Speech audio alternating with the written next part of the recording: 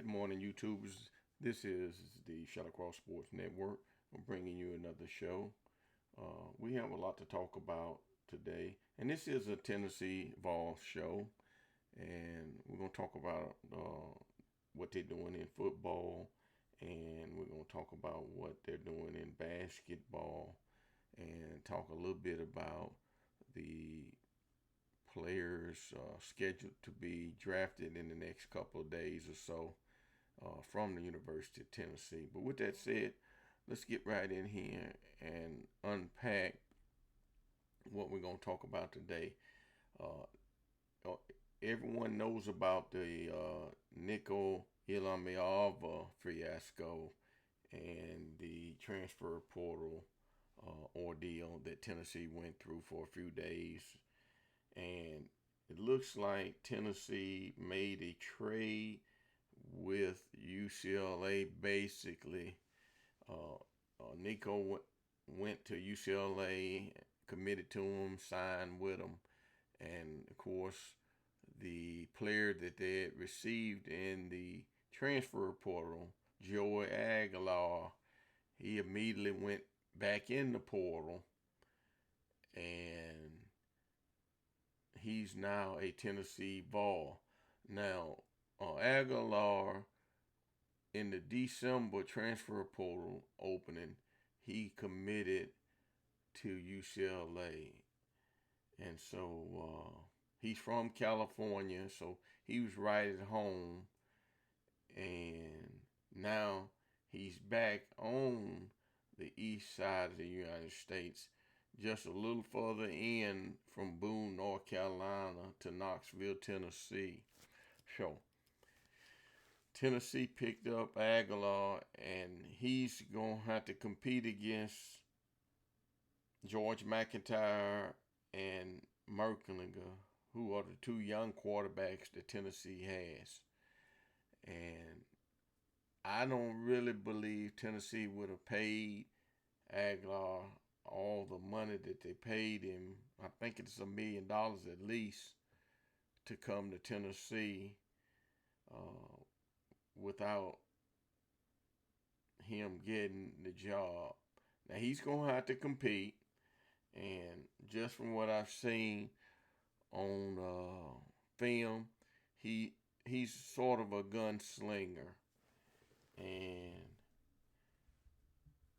he can make all the throws. He threw a whole lot of interceptions in 2024, but overall he threw for over 6,000 yards. And he has experienced 2 years at a California junior college, and then he did 2 years at Appalachian State. And so I've got a little quick film here. I'm going to see if I can pull it up and show you a little bit of him. So I'm going to roll it back here to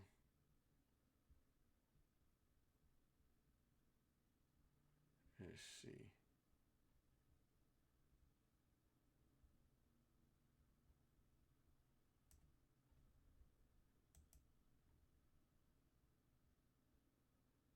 See if we see him here. Okay. All right. Let's see here.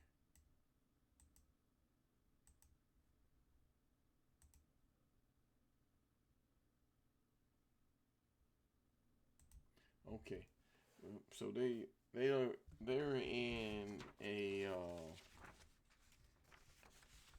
looks like you have a receiver down here on the left, another receiver out on the right, and then you have looks like a tight end in the slot right there, and it looks like they're in a, I guess it's 11 personnel. No, not 11 because they only have two. I think they're probably in. No, they're not in 21. But anyway, they in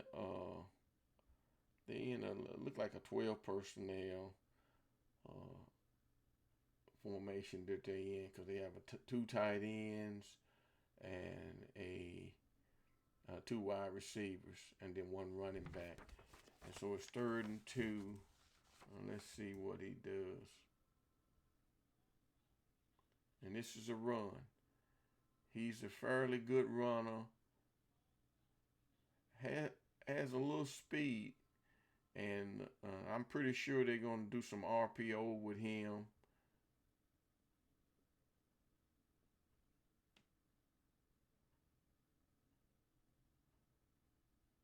At Tennessee. Sort of like what they did with Nico. And so, let's run this back a little. Okay. All right. So, see, you got the receiver at the top, receiver at the left, tight end 2. So it looks like they in 21 personnel and running back, and it's sort of like RPO. They're gonna do a lot of RPO with him because he is a fairly good runner. Okay, and then I want to see him throw a pass here. Let me see.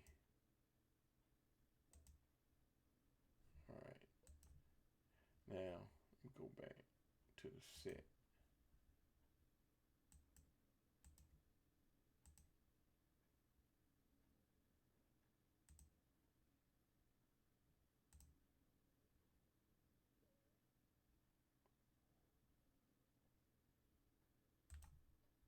All right. So you got trips. You got one receiver up at the top, and then you got 2 receivers down at the bottom here to the left. One running back, and looks like you have a tight end, and it looks like this is a running play or fake. And then you see, and he threw that into a little trap and got interception right there.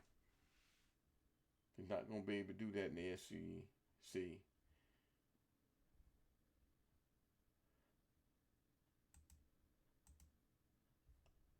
Then here we go. We got trips to the left and a receiver up the top, one running back, and looks like they in 11 personnel from what I see. And let's see what he does. 3rd and 7.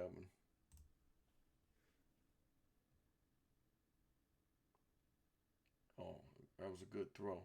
Good throw, good catch, and he has a very strong arm. And here's a running play.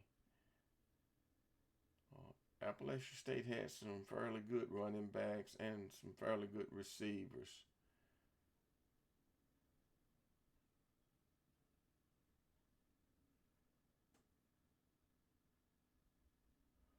And then let me see if I can find another throw. Let's see here. All right. So here they are. Trips to the right, receiver up at the top, and look like they're in 10 personnel.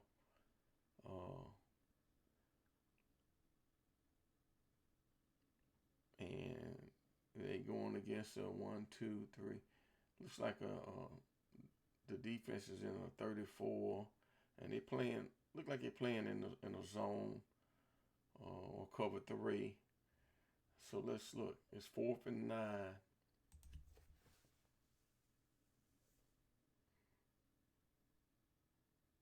And he's going to take off, and that's a good run.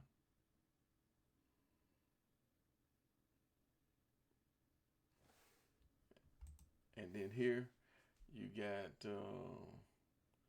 they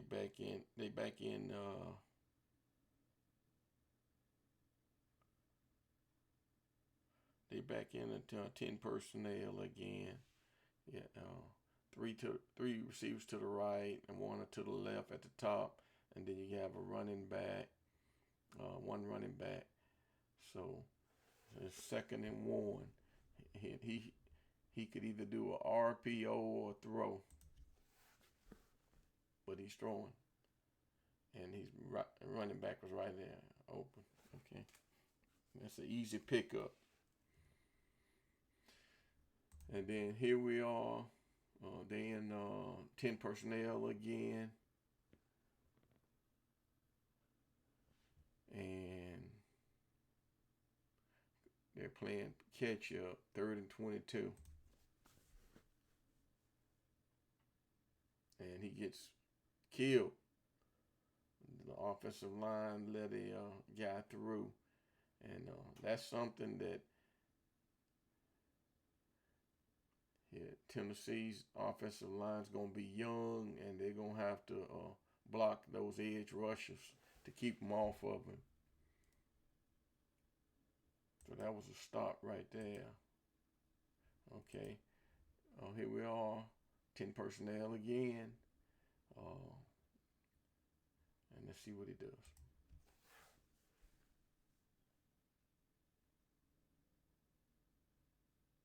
Good throw. Man, good throw. And he goes on scores out there. Yeah, that was a good throw and a good catch. But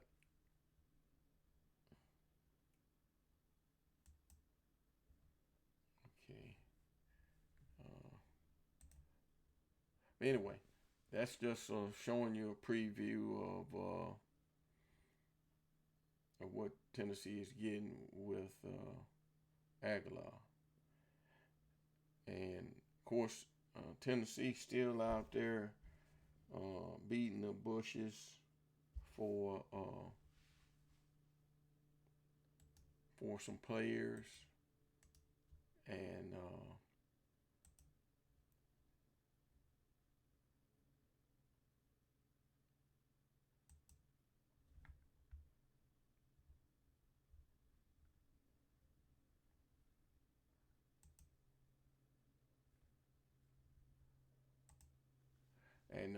they got a couple of defensive tackles coming in for visits. A defensive tackle from Syracuse, and I think it's another defensive lineman from Temple, and it's a total of 3 defensive linemen are coming in for visits with Coach Garner. So we'll see what happens later on. And of course, the NFL draft is tonight, and Tennessee has got several players that may not get drafted tonight, but they're going to be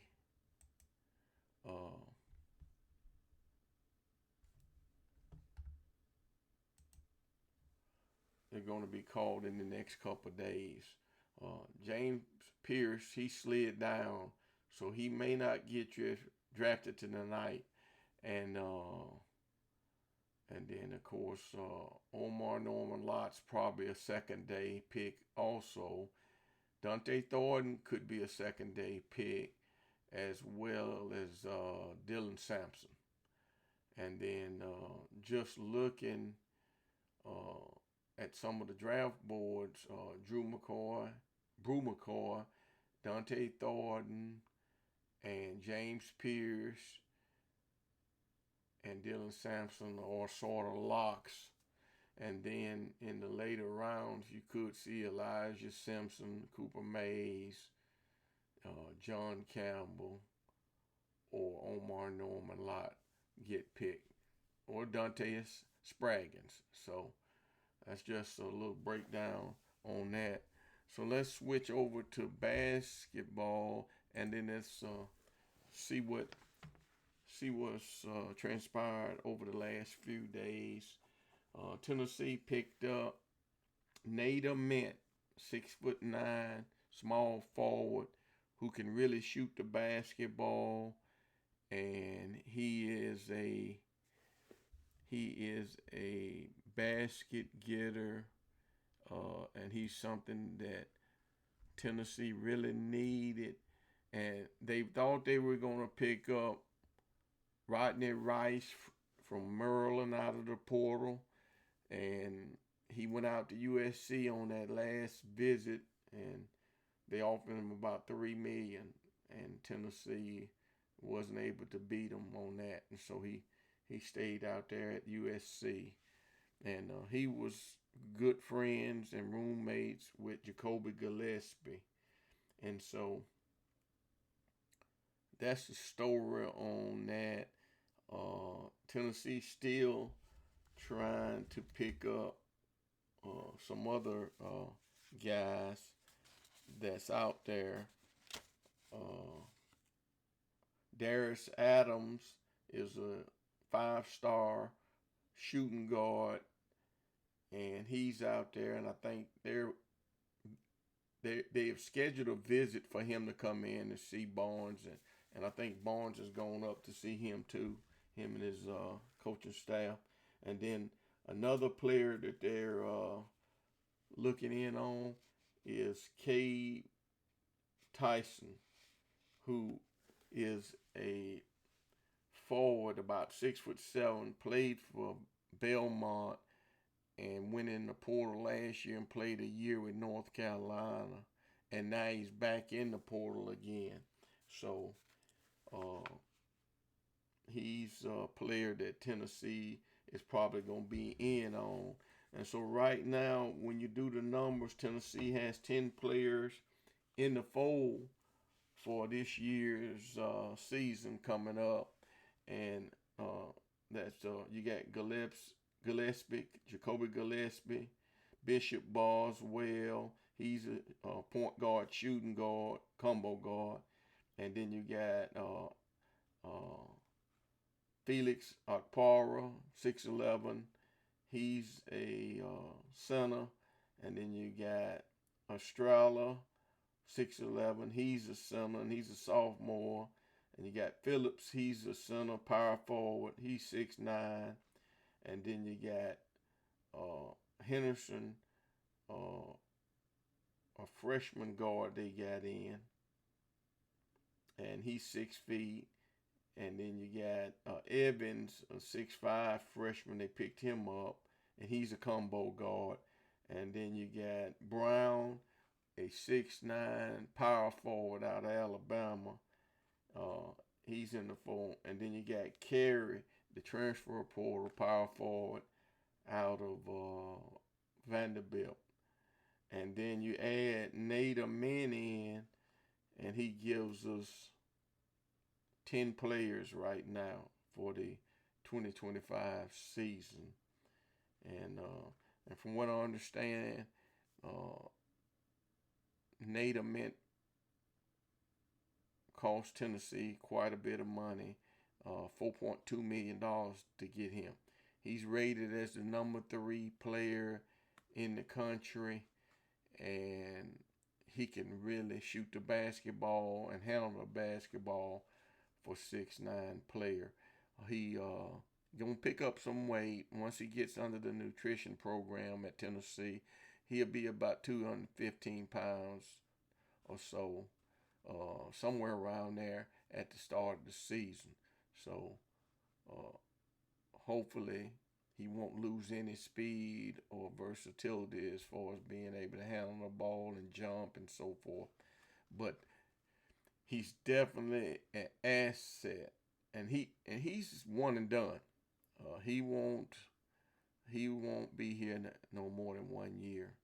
And I was just looking at this year's NBA draft.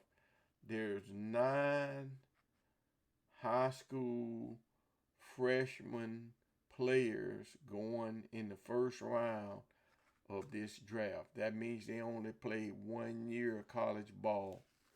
9 players. And so just to look at it, let's see if we can find a couple of plays on Nate Ament. Here he is right there, number 10. He plays defense pretty good too. And that's him handling the ball. And good shooter. Excellent shooter. And can score, can create his own shot. And let's see if I can. That's him shooting again. Let's see. And he's a fairly good rebounder also. And he kind of reminds you, and Coach Barnes won't say this, but he kind of reminds you of a young Kevin Durant, who played for Coach Barnes when he was the head coach at Texas. And he's, of course, legendary NBA player at this time.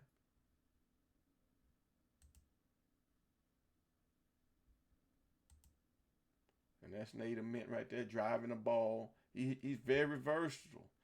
He can handle the ball with both hands, and he can make shots that you wouldn't expect a guy his height to do.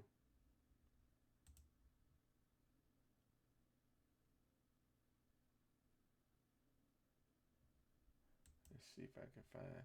And that's him shooting a jumper from the corner. And then that's him working, and he can score.